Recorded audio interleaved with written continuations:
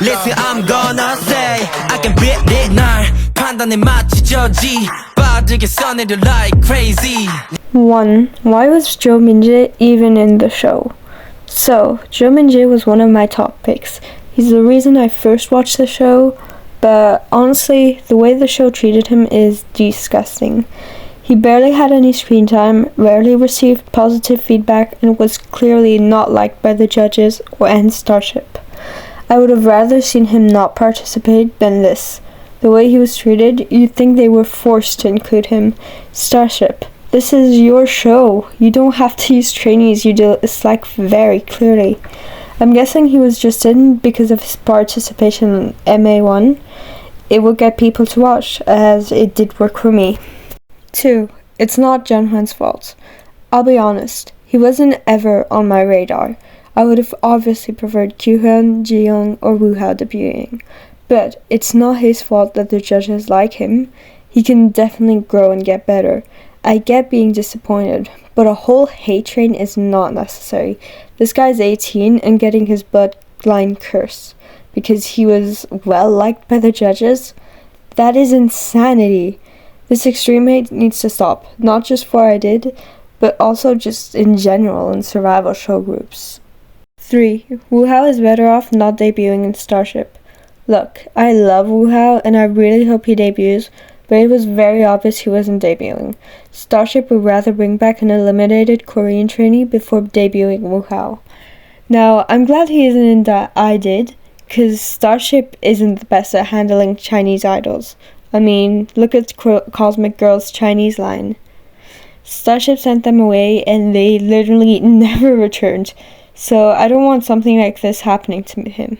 I obviously would have loved having him debut because he is insanely talented. 4. Chewing Gum should have won. During the show's third plan, the trainees were split up into 3 different groups. They would each cover either EXO by Only If You Say Yes by ENHYPEN, Chewing Gum by NCT Dream, and Case 143 by Stray Kids. I think concept-wise, Chewing Gum's team did better. They captured the youthful concept perfectly, and the members felt perfect for it.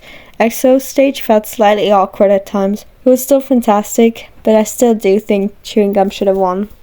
5. Jiyoung wasn't going to make it. So that title is slightly misleading. I thought he could make it until Yuchan was announced. To me, it felt like those two were equivalent in their eyes of Starship and the judges, which meant that he wasn't making it.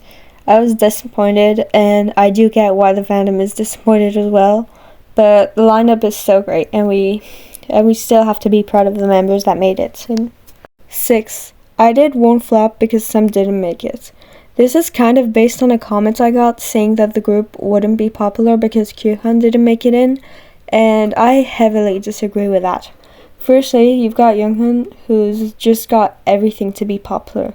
He's got the talent, the visuals, and the fanbase, just like Minjae. They also have Wonbin, who gives off the same soft vibe as Yeonjung as well, which could also make him popular among Wonyoung stans and just others in general. 7. IDID. What the hell is it with survival shows and having the worst names possible? Honestly, IDID is so silly.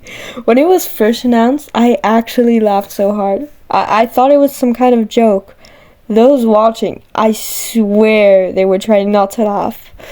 I'm sure Starship was proud of that one as well. Please, why is it so complicated to make a good group name? I mean, seriously, IDID, A-Hoff, close your eyes. They just keep getting worse. 8. So Good is the best song produced. Everyone here is gonna have different opinions because music is subjective, but I love So Good. It is such a feel-good song and is perfect for summer and spring. It brings a smile on my face immediately when it starts, and I regularly listen to this song because it's just too good, and that's why it is my favorite. 9. Starship.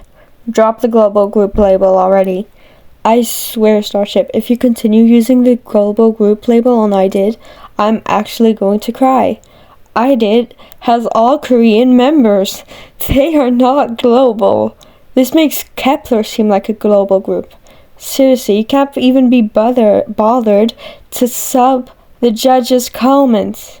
And I'm usually not like this, but they clearly want to push this group in the West with that global label. So the least you can do is completely sub the finals. 10. Group concept. Look, I love a nice, fresh concept. 2 of my Ults are boynextdoor and 2S. But it's starting to feel saturated. And I don't want IDID to go full boyish concept either, or whatever, but I want a nice in-between. It will be a change from what's currently trending, and would make them stand out. And if they don't go with that, then they could go with a completely out of the ordinary concept, which I would love. I love unique concepts a lot. 11. Final lineup. Now, finally, the final lineup.